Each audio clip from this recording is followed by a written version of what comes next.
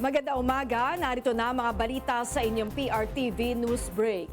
Sisimulan ngayong araw ang confirmation of charges hearing sa Crimes Against Humanity laban kay dating Pangulong Rodrigo Duterte dahil sa kanyang madugong drug war.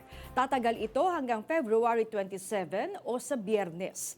Ang confirmation of charges hearing ay sasagawa para malaman kung dapat na ituloy ang kaso laban sa dating Pangulo. Isasagawa ito ng 10 a.m. to 3 p.m. oras sa The Hague, Netherlands. Sa Pilipinas, ito ay sa pagitan ng alas 5 ng hapon hanggang mamayang alas 10 ng gabi. Isasagawa ang hearing sa Pretrial Chamber 1 sa Courtroom 1 at sasailalim sa 30-minute delay sa online broadcast. Ito ay para malaman kung sapat ang ebidensya para sa substantial grounds na nagawa ni Duterte ang mga inaakusa sa kanya.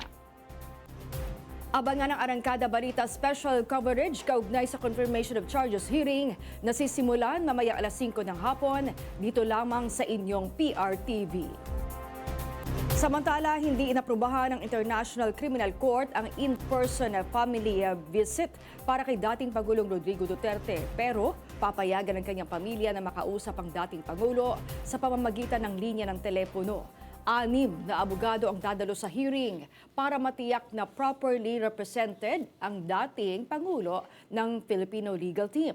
Kinabibilangan ito ni Salvador Medalliera, Martin Delgado III, Silvestre Bello III, Alfredo Lim Jr., Cesar Dulay at Salvador Panelo.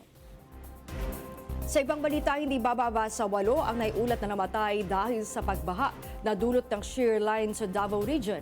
Ayon yan sa Office of Civil Defense. Ayon sa report, 4 na naiulat na patay ay mula sa Davao de Oro at sa Davao Oriental. Ayon sa OCD Region 11 Director Ednar Dayang Hirang. Ito ay dahil sa landslides at mayroong higit kumulang na 20,000 pamilya ang apektado sa pagbaha sa Davao de Oro.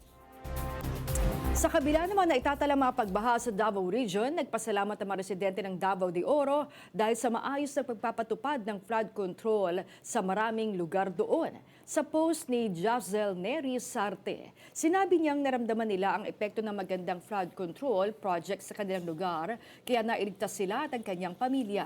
Dahil dyan ay nanawagan na si Davao de Oro 1st District Representative Maria Carmen Zamora ng mas marami pang pondo sa flood control para makagawa ulit ng matitinong mga proyekto na makatutulong sa mga residente. Ipinagmalaki niya na malaki ang naitulong ng flood control sa unang distrito ng Davao de Oro. Aniya, ang Moncayo kasi ang nagsisilbing catch basin ng tubig mula sa matataas na lugar kaya't madalas bumabaha. Kaya't nais nilang matapos ang iba pang flood control projects habang hindi pa todo ang panahon ng tag-ulan. Bumigay ang isang bahagi ng isang landfill na matatagpuan sa lalawigan ng Rizal. Ayon sa Office of Civil Defense, sinabi ng OCD na ang sanitary landfill sa Montalban ay bahagyang gumuho dahil sa ginawang pagbubukas ng tinatawag na garbage pile. Hindi ito landslide gaya ng naunang mga balita.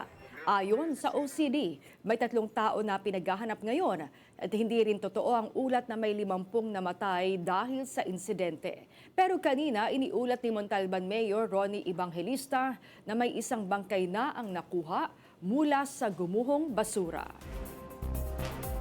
At yan ang mga balitang nakalap ng inyong PRTV News Break. Live kami sa Play to Air, Beam Channel 31, Signal Channel 31 at sa YouTube. Tumutok din sa aming social media accounts sa Instagram, Facebook at TikTok sa @PRTV Prime Media. Ako po si Maan Macapagal. Magandang umaga.